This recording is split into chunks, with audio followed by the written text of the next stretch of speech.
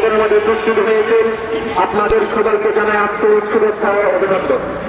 গত 26শে এপ্রিল আমাদের সুন্নি জনতার মহাসমাবেশের মধ্যে যখন আমরা উপস্থিত ছিলাম, তার আগে আমাদের এই সমাবেশ বন্ধ করার জন্য অনেক প্রাথমিকগণ, অনেক জঙ্গিবাদরা এটা বিলুপ্ত করার জন্য অনেক ষড়যন্ত্র করেছিলেন। আলহামদুলিল্লাহ আমরা সাকসেস হয়েছি।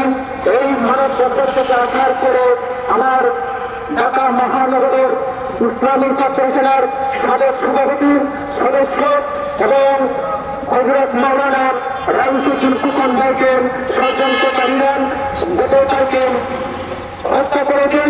তার প্রতিবাদে আমরা নির্ময় প্রতিবাদ জানাই। এখন থেকে জামাতে আহলে সুন্নাত ওয়াল জামাত চোখে চোখ তুলে কথা হবে এবং রাজপথে নামতে হবে। বাংলার জমিনের বিরুদ্ধে আজ আমরা ঢাকাতে প্রত্যেকটা অঞ্চলে বৈঠক করব।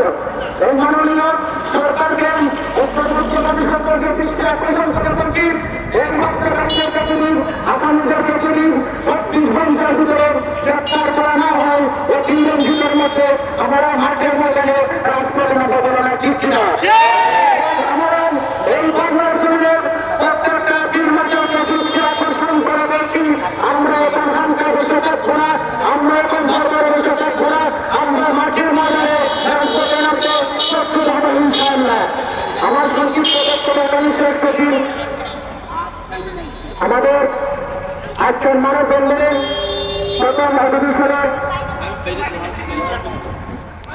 শুভেচ্ছা বক্তব্য নিয়ে আসছেন হযরত মাওলানা হাবিবুর রহমান। হযরত মাওলানা হাবিবুর রহমানকে শুভেচ্ছা বক্তব্য